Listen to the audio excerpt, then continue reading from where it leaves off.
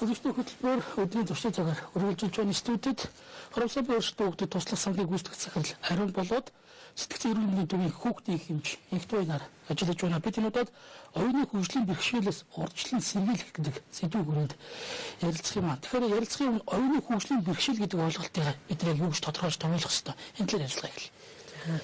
Оюуны хөгжлийн бэрхшээл гэдэг бол үндсэндээ нэг бүхэл бүтэн том нэр. За энийг одоо оюуны хөгжлийн саатал буюу тийм ээ оюуны хомсдол гэж нэрлэдэг байсан. За сүүлийн 1990 оноос Английн эрүүл мэндийн яамнаас энэ оюуны хоцрол буюу оюуны хомсдлыг оюуны хөгжлийн бэрхшээл гэдэг нэрээр нэрлэх болсон юм байна. Энэний доор бол одоо оюуны хөгжлийн бэрхшээлийн дотор 3 одоо шалтгаантай байдаг. За удмын буюу дотоод шалтгаантай, гадаад одоо шалтгаантай, за гурав дахь нь бол тодорхойгүй шалтгаантай гэсэн ийм 3 том хэлбэрлэлөө хувааж үздэг шалтгааныг нь. Тий. Тэгэхээр бас энэ дотор аутизм, даумын хам шинж, оюуны хөгжлийн бэрхшээл гэдээ бас дотор нь ялгаж байна. Энэ л дээр бас тодорхой ойлголтууд өгвөл хүмүүс дотор ерөнхийдөө оюуны бэрхшээл гэж ойлгодог болохоос дотор нь яг мэдээлэл ойлгож усаалгаж чадахгүй байх шүү. Оюуны хомсдол гэдэг бол ерөнхийн нэг дээвэр гэж ойлгож байна. Ерөнхийн манайхаар хэл занснаар бол оюуны одоо хомсдолтой хүүхдүүд ч гэдэг юм, оюуны хомсдолтой хүн ч гэдэг юм уу ерөнхийн нэр өгчдөг. Гэтэл энэ дотор бол дауны хам шинж, дауны синдром, манайхаар бол хормосомын өөрчлөлттэй, хормосомын одоо удмын ургийн гаралтай, аутизм бас мөн адилхан ургийн бөгөөд удмын бас олдмол одоо тийм шин чанартай хүүхдүүд төрөх одоо бас үүнийг нь аутизм гэдэг л. Үүнээс гадна бас олдмол буюу тодорхойгүй одоо ерөөсөө ямар онштой гэдэг нь оншин тогтоогддог тийм одоо оюуны бэрхшээлтэй ийм хүүхдүүд бас байдаг. Тэгэхээр дотоод олон төрлөлтөө. Ер нь оюуны хөгжлийн бэрхшээл үүсэж байгаа шалтгаан нөхцөл нь юу вэ? Яг нь зарим тохиолдолд тодорхойгүй байдаг гэж байна. Ерөнхийдөө шалтгаан нөхцөл нь бид нар юунаас харж хайх хэрэгтэй. За оюуны хөгжлийн бэрхшээлийг бол за эхэндээ бол юуны удмын буюу тийм ээ дотоод шалтгаантай гэдэг. За энэ нь бол одоо эцэг эхийн талаас тийм ээ аль нэгэн талдаа бол сэтгцэн эмэгтэй байсан ч юм уу эсвэл оюуны хөгжлийн бэрхшээлтэй ямар нэгэн хүмүүс байсантай холбогддог. Дээр нь хормосомын янз бүрийн гажигууд, бодисын солилцооны эмгэгүүд ингээ авсарч явагддаг. За гадаад шалтгаан буюу олдмол гэдэгт нь бол ерөөсөө л одоо ураг бий болох цагаас ахуулаад тийм ээ гаднаас нөлөөлж байгаа. Мөн одоо жирэмсэн эхийн одоо өөрийнх нь организмаас нөлөөлж байгаа ийм асуудлуудаас болоод одоо хүүхэд оюуны хөгжлийн бэрхшээлтэй болдог. За энд хамгийн хүнд чин гардаг нь бол ерөөсөө төрөх үеийн процесс тийм ээ. За төрөлтийг их эвтэйхэн за урагт гэмтэлгүйгээр явуулж чадах юм бол за одоо энийг одоо оюуны хөгжлийн бэрхшээлийг нэлээд олон хувийг яах нь урьдчилан сэргийлэх боломжтой байдаг. За тэгээд төрсний дараа 0-оос үндсэндээ 3 хүртэлх наснд хүүхэд одоо эрүүл байж хэвээр. За энэ одоо хөгжил одоо хэвэн явагдах юм бол 3 наснаас хойш одоо оюуны хөгжлийн бэрхшээл үүснэ гэсэн асуудал бол байдаггүй. Өнөөдөр оюуны бэрхшээлтэй хүмүүс нийт хүүхнийхээ дунд хэдэн хувийг эзэлт юм бол ер нь шинээр төрж байгаад яг оюуны хомсдолтой оюуны бэрхшээлтэй төрж байгаа хүүхдүүд яг хэрхэн намхуу байдлаар төрөөд идэв бол оюуны хөгжлийн бэрхшээлтэй хүүхдээ энэ за судалгаа бол энэ их эртний тоолдоо за ер нь нийт сэтгцэн эмгэгийн 60-аас 70% нь эзэлсэн гэсэн тооцоо байдаг. За одоо яг зүгээр он гараад ч юм уу бас дахин одоо энэ сэтгцэн эмгэгийн оюуны хөгжлийн бэрхшээлтийн талаар одоо эпидемиологийн том судалгаа явагдаж байгаа. За тэгэхээр нэлээд сүүлийн үеийн одоо мэдээлэл гарах байна.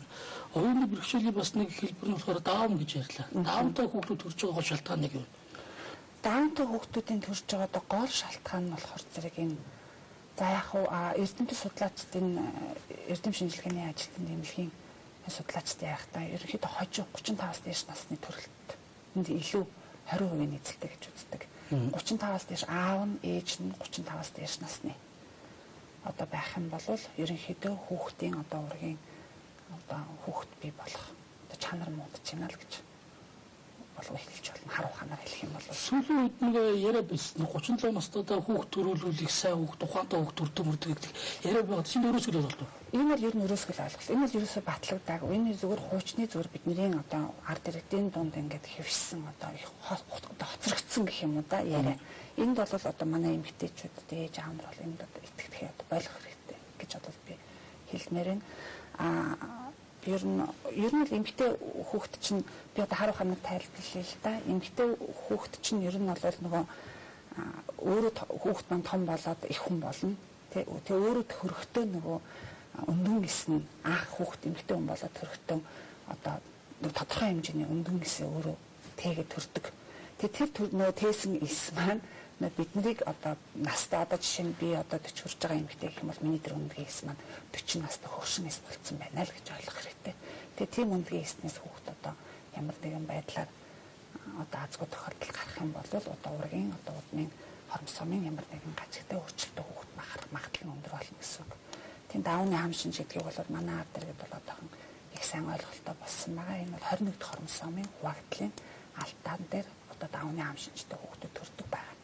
Одоогоор манай даавны хам одоо холбоонд бүртгэлтэй байгаа 150-ад хүүхэд бий.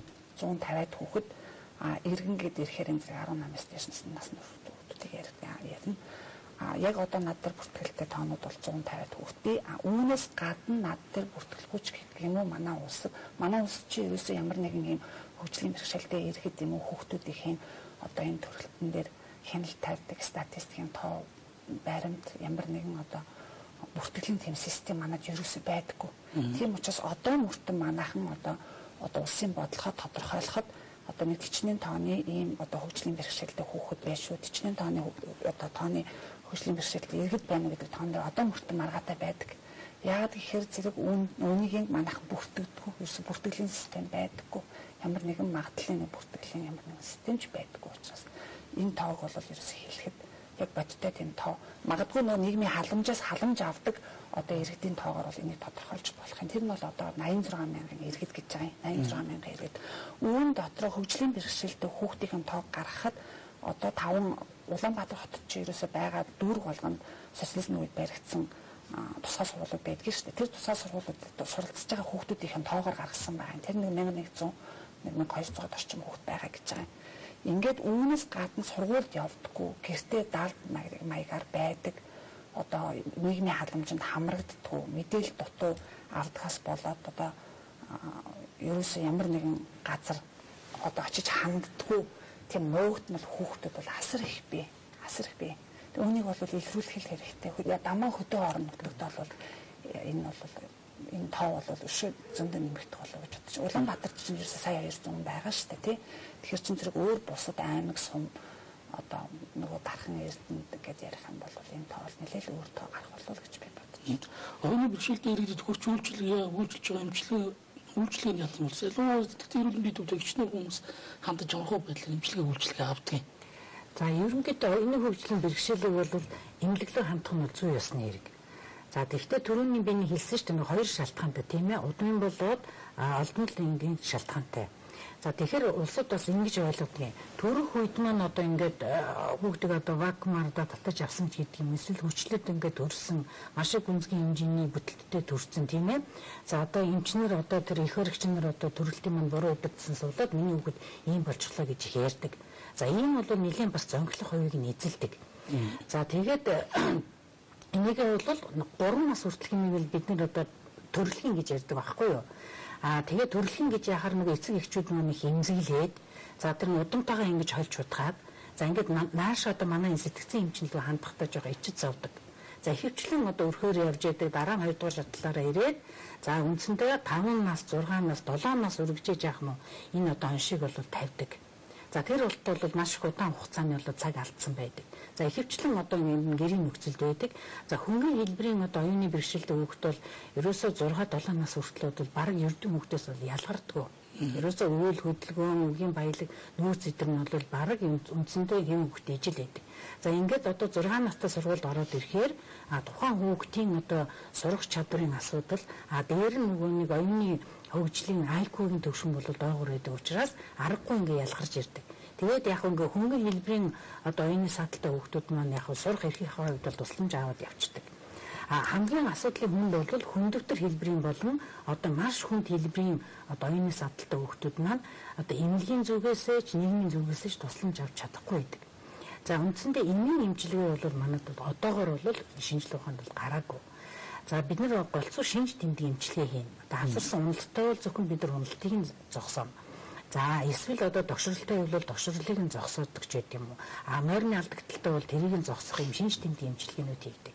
Тэгэхээр зэрэг ерөөсөө эмчилгээний хамгийн гол тактик бол ерөөсөө энэ хүүхдийг нийгэмшүүлэх, нийгэмд дасан одоо сургах, өөртөө үйлчлэх чадвар тэр хүүхдэд байглаас заяатсан байж байгаа чадруудыг нь одоо нөхөн сэргээх энэ үйлчилгээ бол одоо хамгийн түрүүний одоо эмчилгээ байдаг.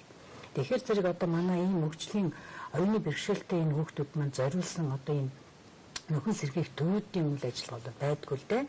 За тэгээд дээр нь ийм бэрхшээлтэй хүүхдтэйгээ гэр бүлийн асуудал маш хүнд байдаг. Ядуурлал нэг гэсэндээ түлхэж байгаа юм. Одоо тэр хүүхдийн чинь дасрахын тулд одоо гэр бүлийн одоо 1-2 гишүүн бол ажилгүй байх. Тийм ээ. Тэгэхээр мэдээч хэрэг орлого багтаа улсууд юм чинь эргээд одоо яах нь ядуу гэр бүл рүү орох юм байдалтай байдаг. Энэ бүгдээс урдчлан сэргийлэх гарцаа юу ч хардсан. Сүүлийн үед бол хэлбэлдэл хэрэгслэр авсан нэг таагүй мэдээлэл цацагдаад байдаг л та гарын бохирдлоос ч гэдэм үү. Хоол хүнсээс болоод иймэрхүү хөгжлийн бэрхшээлтэй хүмүүс ч юм уу оюуны хомсдолтой хүүхдүүд төрхнөл бэрхшлээ гэж ярьдаг. Яг энэ нөхцөл бид нар бас энэс урдсан сэргийлэх гарцаагүй тодорхойж улсал байх хэрэгтэй байна. За энэ урдсан сэргийлэх ер нь өвчлөлтсөн хойно одоо энэ хэмжээгийг одоо эмчлээ сайхан болгоно гэхэд бол хэцүү. Тэгэхээр урдсан сэргийлэл хэрэгтэй. Энд бол ерөөсөө одоо анх суусан цагаасаа эхлүүлээ тийм ээ. Гэр бүлийн хоёр бол эрүүл мэндэд хайрлах хэрэгтэй. За тэгээд дээр нь жирэмсэн болсон байж байгаа үед тэр эхийн эрүүл мэндийг бол одоо дээд зэгт нь эрүүл байхлах шаардлагатай. Хоол хүнснээс нь ахуулаад тийм ээ одоо амьсгалж байгаа агаар нь за ажиллаж байгаа ажлын орчин нь тийм ээ. За ингээд дээр нь бол одоо янз бүрийн одоо хүчтэй стресст оруулахгүй биеийн янз бүрийн одоо ингээр өвдүүлэхгүй байх. За угаасаа энэ жирэмсэн эхчүүд бол одоо юуны хоёр дэгчээр одоо цус багталт нэлээд их тохиолддог. Энийг бол одоо заавал хүнсний зүйлээр одоо ингээд нөхөхөд бол хэцүү байдаг. Тийм учраас одоо төмрийн бэлтгэлтэй ч гэдэг юм уу тий. За тэр хоол ижилт нь бол тэр цусыг нөхөх тийм чанарлаг бол хоол идэх хэрэгтэй. За дараагийн нэг үе шат нь бол одоо жирэмсний хордлогоос урьдчилан сэргийлэх хэрэгтэй. Ихэнх үеийн болоод хожим үеийн одоо хордлого бол маш их нөлөөтэй. За дараа нь төрөх үед одоо маш төрөлтийг маш зөв удирдах шаардлагатай. За ингээд мэдээч хэрэг анхны төрөлт бол айдас ихтэй байдаг. Тэгээд төрж чадахгүй байгаа тохиолдолд бол нөгөө нэг урдчилсан одоо нөгөө тариа хийж тийм ээ. Одоо юм төрүүлэх. Энэ бол одоо ургийг одоо тэр төрөх замынхын явцад нэг өсөндөө тэр хүүхдийн одоо бэхжээг байгаа тэр мөгөрсөн тархины юм маш их тэр мэдрэлийн эдсийг гинтэх юм нөлөөтэй байдаг. За тэгээд төрсний дараа бол одоо тэр нөгөө товлолтой вакцинуудыг сайн хийлгэх. За тэгээд хүүхдийг одоо биеийн болоод ялангуяа халдварт өвчнөр тэгээд вирусын гаралтай энэ ханиад бол бас их хүндэг. Тэгэхээр зэрэг ийм вирусын гаралтай эсвэл бактерийн үнд гаралтын өвчнөр аль болох хүүхдийг өвдүүлэхгүй байж чадах юм бол за энэ одоо өвчнөөс урьдчилан сэргийлж болно. За дээр нь нэмэт хэлэхэд бол хүүхдээр нь харуулж байгаад одоо энэ тэнд унаадаг. За тэрийг ингээд нөгөө нуурчдаг тийм ээ. За энэ нь болохоор зэрэг нөгөө тархины хүнд гэмтэл болцсон байж байдаг. Энэ тэнд нь одоо бүр тодорхой илрээгүй ч байсан жижиг хэмжээний цус харуултууд бид нар үүссэний дараа бол одоо энэ үлдсэн байдлаар одоо энэ садлыг одоо үзүүлж идэг. Мөн дээр нэмэт хэлэхэд нэвтийн хэмжээ яран дээр нэмэт хэлэхэд урьдчилан сэргийлэх бас нэг гол зүйл бол хүүхэд бие болсон цагаас ахуулаад эмнэлгийн маш нарийн хяналтанд байх хэрэгтэй. Хэрвээ их өөрөө юм эсвэл аав нь 35-аас дээш насны байх юм бол одоо хөгжилтэй орнуудад болов заавал хийгддэг тестнүүд байдаг л да. Энэ болохоор зэрэг хэрвээ та өөрөө одоо хожуу төрж байгаа бол одоо хүний төрөлтийг одоо тэр төлөвлөгөө тэр гэр бүлийн одоо хоёр хүний төлөвлөгөөний асуудал учраас энийг бол бид нар хөндлөнгөөс орох хэрэг байхгүй л дээ. Тэгэхээр зэрэг заавал 35 хойш наснаас та төрж болохгүй гэж бас албан шахалт бас хэлэх нь бол буруу юм л да. Тэгэхээр энэ болохоор зэрэг хувийн асуудал учраас хэрвээ тэгсэн тохиолдолд байх юм бол нарийн шинжилгээнүүдэд орох ёстой. 11-ээс 13 7 хоногт нь байхад нь одоо скрининг тест буюу ургийн уснаас нарийн шинжилгээ авдаг. Энэ шинжилгээ нь болохоор зэрэг яг хөвлийн доторх ургийг ерөөсөө хормсоо маань одоо тоолол эдисийн тоолол таны хүүхд одоо бүрэн одоо хүүхд одоо божхон байна гэдгийг нь бол баталгаатай хэлж өгдөг л дөө. Мөн 16-7 хоногийн доногтой байхад нь одоо эхоогоор бол оншилж болдог. Тэрэн дээр болохоор зэрэг одоо хүзүүний гэх юм уу одоо бие хэрэгтний бүрэн бүтэн байдал одоо янз бүрийн нарийн хэмжээсүүд байна л да. Тэр хэмжээсүүдийг маш туршлагатай хэмж болвол эхоогоор илрүүлж болдог. Тэгээ 2сан тест, 3сан тест, 4сан тест дээр нь цусны шинжилгээ мөн хэрвээ их урд нь хүүхэд тээж байхдаа зулбсан юм уу эсвэл хүүхэд гарсан хүүхдүүд нь нэг тодорхой нэг үед дээр юм уу тодорхой нэг насн дээр очиод одоо энддэг ч юм уу хэрвээ танаа одоо их тээж байгаа эхийн ч юм уу одоо аавын ч юм уу талд ямар нэгэн байдлаар оюуны бэрхшээлтэй олдмолч ямар нэгэн бэрхшээлтэй одоо тийм одоо хамаатан садан ах トゥ байх юм бол одоо ер нь өөрөө бас эрсдэлтэй байх нэ гэдэг ангиллалд өөрийгөө оруулаад маш хариуцлагатайгаар эмнэлгийн шинжилгээнүүдэд хамрагдчих хэрэгтэй. Хүүхдийг оюуны бэрхшээл ямар нэгэн бэрхшээл одоо бэрхшээл асуудлыг үүсцэн хойно асуудлыг шийдэх нь гол нь биш. Гол нь үүсгэс өмнө урьдчилан сэргийлж ах хэрэгтэй. Тэгэхээр зэрэг манай төр засаг энэ эрүүл мэндийн систем тогтолцоог одоо үндсээр нь өөрчлөх шаардлагатай. Эмнэлгийн үйлчилгээг иргэдэд хүргэж байгаа хамгийн ихний нэгж болвол өрхийн эмнэлэг. Өрхийн эмнэлэг дээр эмнэлгийн эмч совилогч нар одоо эмэгтэйчүүдэд ээж нарт маш нарийн зөвлөгөө өгч явах хэрэгтэй. Мөн залуучуудад гэр бүл төлөвлөлт гэдэг асуудлыг бол одоо маш одоо юу гэдгийг одоо сурталчилж тэднэрт одоо гэр бүл одоо болно гэдэг маань ямар хариуцлагатай юм бэ гэдгийг нь бол ухамсарт нь маш сайн ойлгож өгөх хэрэгтэй. Үүн дээр одоо манай хүн амын хөгжил нийгмийн хамгааллын яам дотор хүн амын хөгжлийн газар гэж байгуулагдсан. Газар дотор одоо хөгжлийн бэрхшээлтэй иргэдэд асуудлыг хариуцсан хэлтэс гэж байгуулагдсан. Одоо одоо төрийн хэмжээнд бодлогын хэмжээнд одоо энэ асуудлынхаа нэрийг одоо жинхэнэ ард ирээдийн дуу хоолойг сонсох гэдэг ийм нэгжтэй болж байгааг би бол талархаж байна л да. Тэгэхээр зэрэг сая одоо 2012 оноос 2016 оны хоорондох төр засгийн бодлогонд хөтөлбөрт том одоо хөгжлийн бэрхшээлтэй иргэдийн асуудлыг цогц үндсээр нь одоо өөрчилж шинжилгээ хөтөлбөр бодлого баримталж байгаа юм байлээ. Тэгээд энэ бодлогын дотор одоо бүх хотууд, бүх аймагуудад хөгжлийн бэрхшээлтэй иргэдийг хөгжүүлэх төв гэдэг байгуулах ийм одоо бодлоготой тусгасан юм бэл энэ бол маш чухал. Тэгэхээр зэрэг үүнд нь бол талархаж байна. Тэгээд оюуны бэрхшээлтэй хүүхд хэрвээ одоо нэгэн төрсөн тохиолдолд эмийн эмчилгээ авч чадахгүй учраас эдгээр хүүхдүүд маань гол нь юу хэрэгтэй гэхээр зэрэг хөдөлгөөний засал, ахуй засал, хэл ярианы засал. Энэ гурван үндсэн засал бол ерөөсөө хүүхэд төрөл оюуны бэрхшээлтэй гэдэг нь одоо тогтсон л бол ээж цаг хугацаа алдалгүй энэ үйлчилгээг авах хэрэгтэй. Гол нь харамсалтай нь энэ үйлчилгээг үзүүлдэг манайд нэгж алгаа ийм эмнэлгийн үйлчилгээ алга эхнэл хас дээр хөдөлгөөний заслыг одоо засдаг кабинет байдаг. Даанч энэ маань одоо ачаалтаа Монгол улсын хэмжээнд ганцхан байдаг одоо хөдөлгөөнс дээр нь 10 дугаар цэцэрлэг байна. Хөгжлийн бэрхшээлтэй хүүхдүүдийг одоо тэд нар цогц үйлчлэгийг үзүүлдэг 10 дугаар цэцэрлэг гэж байна. Эдний маань ерөөсөө одоо энэ ачаалал дийлэхэд байцсан. Дээр нь манад одоо эдгээр ийм нарийн мэрэгжлийн одоо болгосон хүчин бэлтгэхтэй байцсан. Тэгэхээр зэрэг энэ бол ганцхан эрүүл мэндийн одоо салбарын шийдэх асуудал биш. Үүн дээр эрүүл мэнд орж байна. Дээр нь одоо боловсрол орох хэрэгтэй байна. Дээр нийгмийн хамгаалал. Ингээд ерөөсөө энийг тал талаас нь цогцоор нь шийдэхгүй болвол одоо бид нар ямар орчинд амьдарч байгаа вэ? Агаараа ямар хүн бохирдолтой, хүнсний ямар баталгаагүй бүтээгдэхүүн хэрэгжилж байгаа билээ? Ямар стресстэй нийгэмд амьдарч байгаа вэ? Тэгэхээр зэрэг энэ бүхэн маань одоо эрүүл хүн одоо манайх ч Монгол хүнээс Монгол эрүүл хүн гарах юм хөтөлбөр манайх ч яриад байгаа шүү дээ. Эрүүл хүн төрүүлэх тийм. Тэгэхээр зэрэг ийм одоо эрсдэлтэй байх нөхцөлд эрүүл хүн төрөхөд бол бас хэцүү байна л да. Тэгээд одоо төрөлт маань нэмэгдээд байдаг. Тэгэхээр зэрэг одоо яаж бид нар одоо энэ үр удам усаа энэ хүүхдээ бид нар эрүүл ээжээ яаж эрүүл байлгах, нийгмээ яаж эрүүл байлгах вэ? Эхээ яаж эрүүл байлгах вэ? Хүүхдээ яаж эрүүл байлгах вэ? Өөртөө яаж эрүүл амьдрах вэ гэдэг маань одоо биднэрт бол нэн төрөнд тулгамдсан асуудал байна л да. Тэгээд инженери хэмжээ хэлдэг би энэ боломжийг ашиглаад хэлэх гээд тийм л да нийгмийн халамжийн энэ асуудлыг бол шийдэж байгаа нь бол одоо баярлууштай. Даанч одоо энэ шийдэж байгаа нь жоохон буруу маягаар шийдэгдээд байна уу гэж би бодогддог. Энэ хавтгаарсах халамж маань одоо хүүхд болгонд өгж байгаа 20,000 төгрөг бол үндсэндээ нь бол шаардлагагүй юм байна. Тэр 20,000 төгрөг маань бол яг очих ёстой хүндээ л очих ёстой. Яг тэр хөгжлийн бэрхшээлтэй тэр хүүхэд яг тэр хөгжлийн бэрхшээлтэй иргэдтэй жинхэнэ нөгөө коэффициент дээр нь одоо юугаар нь тооцоод одоо нэг одоо 3 нас одоо яг шинэ бэрхшээлтэй хүүхд төрлөө гэж бодъё.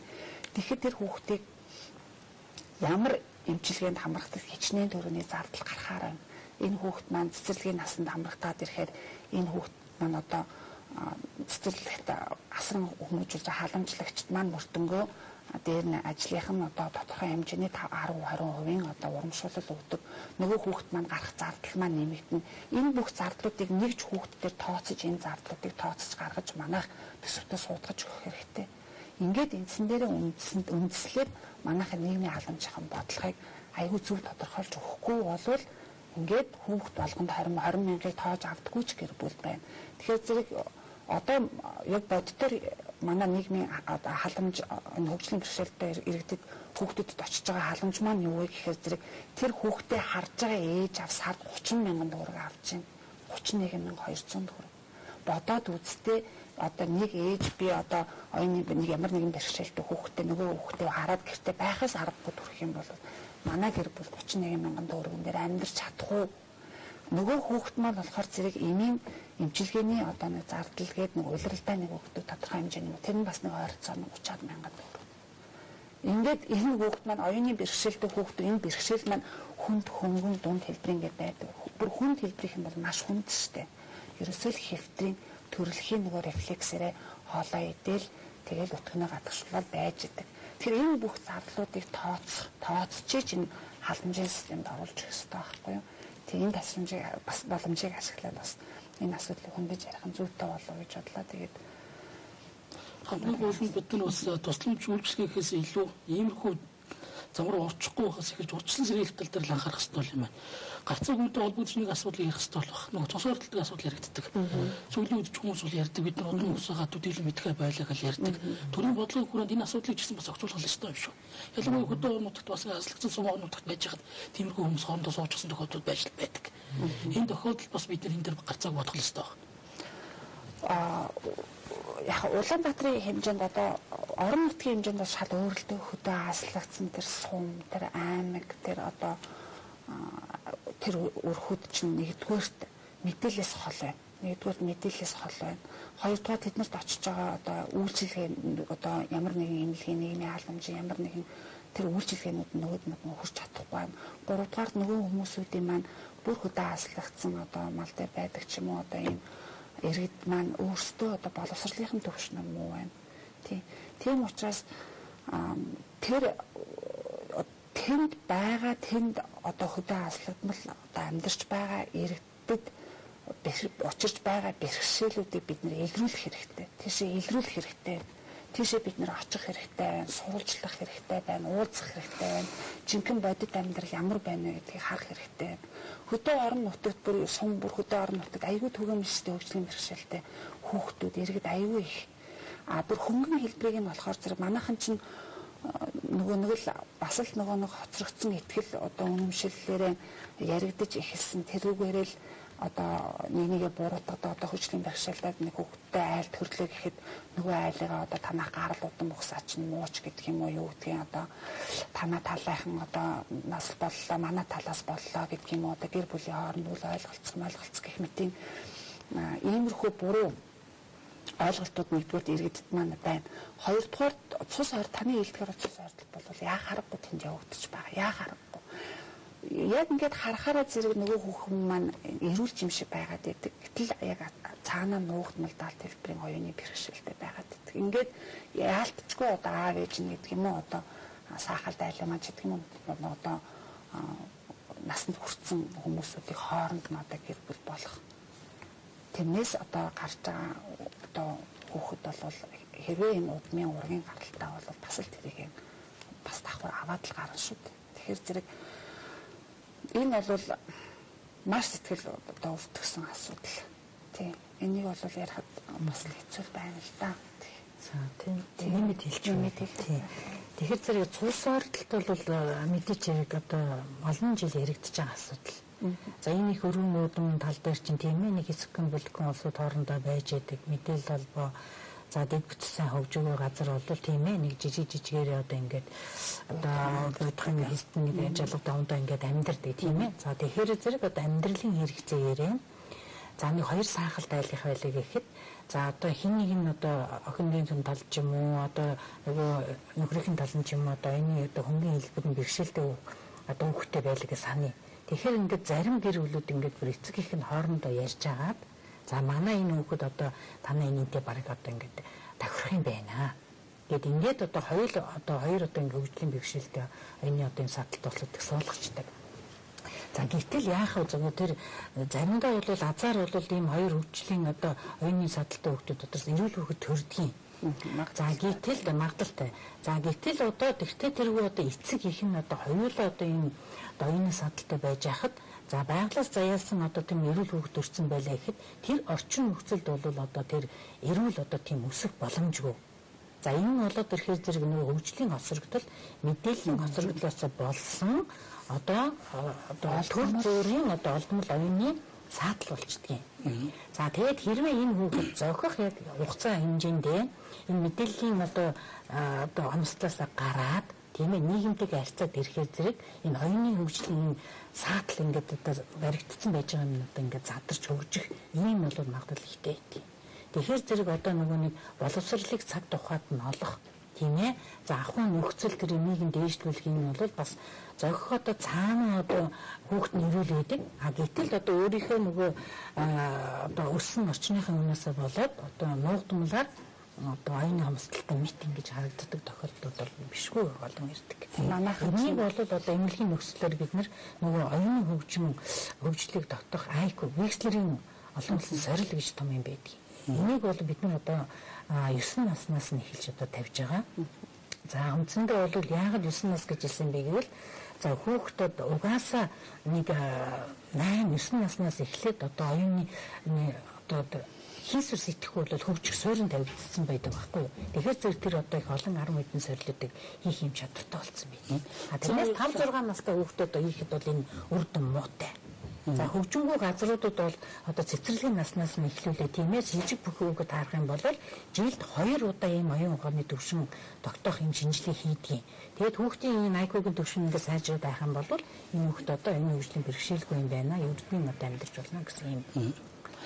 За үүний бидний ярилцсан өндөрлөж байна. Бид энэ удаад хоромсомын өрчлөлтөө хүүхдэд туслах сангийн гүйцэтгэх захирал ариун болоод сэтгцэн эрүүл мэндийн төвийн хүүхдийн хэмжээ нэгдүгээр нартай ярилцаж оюуны хөгжлийн бэрхшээлээс урьдчилан сэргийлэх гарсан ямар байна вэ гэдэг сэдвүүнд ярилцлаа. Ямар ч энэ асуудал салбарын яам анхаарлаа хандуулаад хэлтэс бас байгуулад энэ чиглэлд анхаарал хандуулж ажиллаж байгаа нь ихний алхам тэгээ тав хүүхдийн зорж байгаа ажил бас амжилт хүсье.